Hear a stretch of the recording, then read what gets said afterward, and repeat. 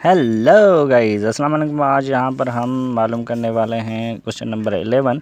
ये new addition है mathematics syntax और क्लास है हमारे पास 11 और इसमें हमने क्वेश्चन नंबर लिया है 11 और ये एक्सरसाइज हमारे पास है 2.1। Find real numbers. हमने रियल नंबर मालूम करने हैं x y z such that matrix A is Hermitian matrix. A matrix हमारे पास जो है वो हर्मिटियन मैट्रिक्स है और इसमें हमने एक्स वाई जेड के जो वैल्यूज़ हैं वो मालूम करने हैं यहाँ पर। तो सबसे पहले हर्मिटियन मैट्रिक्स होता क्या है। हर्मिटियन मैट्रिक्स को हम कैसे पता चले कि हर्मिटियन मैट्रिक्स क्या होता है।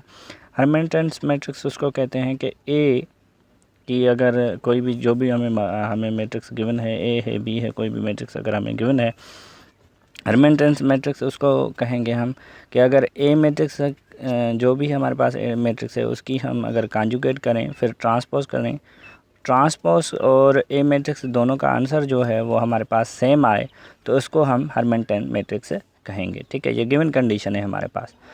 अब ये हमारे पास मैट्रिक्स जो ए है, सबसे पहले हम इसका कॉन्जुगेट मालूम कर लेते हैं। ये जो हमारे पास ऊपर साइन आपको नज़र आ रही है इसका हम कॉन्जुगेट मालूम कर लेते हैं। अब कॉन्जुगेट कैसे मालूम किया जाता है। कॉन्जुगेट मालूम करने के लिए हमने क्या करना होगा कि जो भी हमारे पास कॉम्प्लेक्स नंबर हैं, जैसे कि इमेजिनरी कॉम्प्लेक्स नंबर में इमेजिनरी जो भी पार्ट होता है उसकी हमने साइन चेंज कर लेनी है। ये आपको यहाँ पर प्लस का 2 आयोटा नज़र आ रहा है, ये y आयोटा नज़र आ रहा है, ये 3 माइनस में 2 आयोटा नज़र आ रहा है और ये जो हमारे पास नज़र आ रहा है कि 1 प्लस में 3 z आयोटा नज़र आ रहा है। जो मतलब जो भी आयोटा के नंबर्स हैं जिसमें आयोटा शो हो रहा है, इमेजिनरी पार्ट शो हो रहा है, उसकी साइन हमने चेंज कर लेनी है। ठीक है, तो यहाँ पर ये आपको प्लस नज़र आ रहा है तो हमने इसको कर लेना है माइनस। ये हमने माइनस इसको कर लिया। ठीक है, ये हो गया हमारे पास माइनस। और ये आपको यहाँ पर जो है प्लस का नज़र आ रहा है तो हमने इसको कर लेना है माइनस।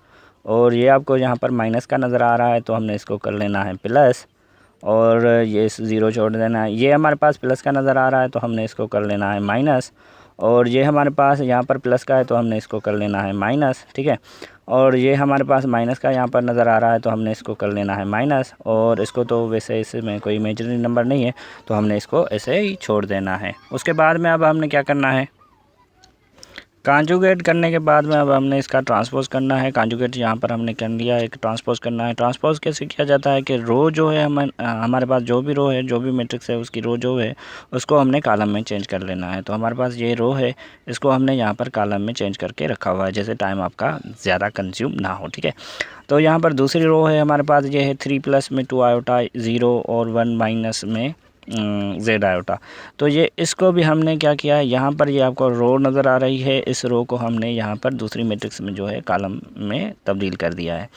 पहली रो को हमने पहले कॉलम में चेंज कर लिया, दूसरी रो को हमने दूसरे कॉलम में चेंज कर लिया और तीसरी रो को हमने तीसरे कॉलम में यहाँ पर चेंज करके रखा हुआ है।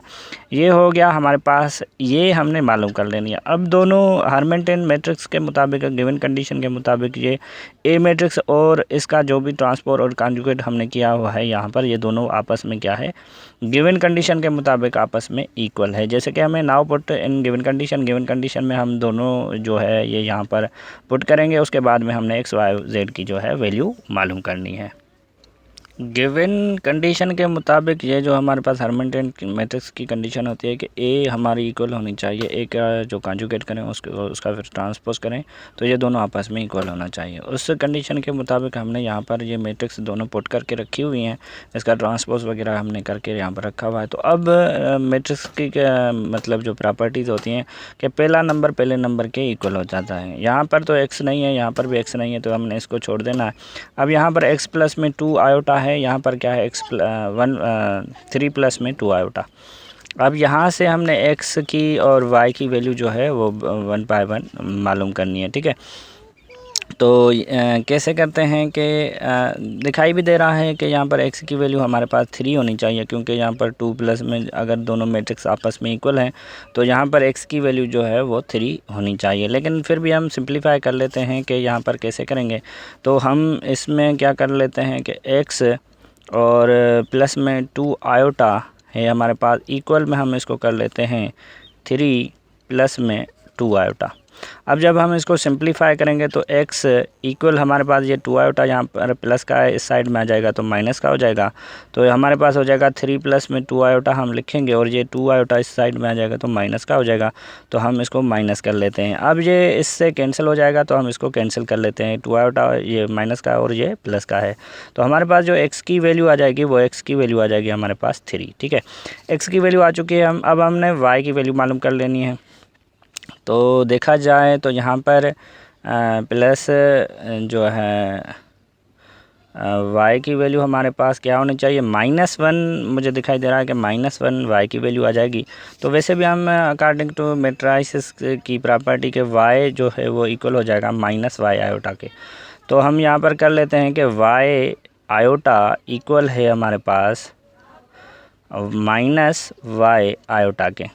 अब यहाँ पर y की वैल्यू चाहिए तो y के साथ में आयोटा जो है मल्टीप्लाई इस साइड में आ जाएगा तो हमारे पास हाँ। तो गाइज़ यहाँ पर हमने इक्वल करने के बाद क्या हुआ कि यहाँ पर अगर देखा जाए तो y की कोई भी वैल्यू नहीं आ रही। अगर हम इस y को हम इस साइड में ले आएंगे तो ये माइनस प्लस की वजह से कैंसिल हो जाएगा, मतलब ये y से कैंसिल हो गया। अब y की कोई भी वैल्यू नहीं आ रही तो यहाँ पर हम y की वैल्यू 0 जो है वो डिनोट करेंगे। अब इसी तरह यहाँ पर अगर ये प्लस का 1 है साइड में आ जाएगा तो ये माइनस का 1 बन जाएगा। तो प्लस का 1 और माइनस का 1 दोनों कैंसिल हो गए। अब यहाँ पर क्या बन चुका है कि z आयोटा इक्वल हो चुका है x आयोटा के।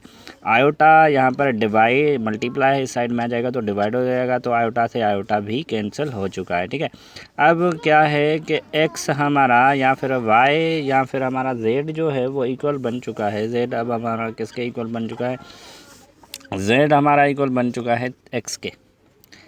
x इक्वल सॉरी चलो मैं x इक्वल z के लिख लेता हूँ। तो अब x की वैल्यू हमने पहले से यहाँ पर मालूम करके रखी हुई है, तो हम z को इक्वल, क्योंकि x की जगह पर अगर 3 पुट करेंगे तो z की वैल्यू जो है वो हमारे पास 3 हो जाएगी। क्या मालूम करना था क्वेश्चन के मुताबिक, हमने जो मालूम करना था वो कि x और x y z की वैल्यू हमने मालूम करनी थी क्वेश्चन के मुताबिक।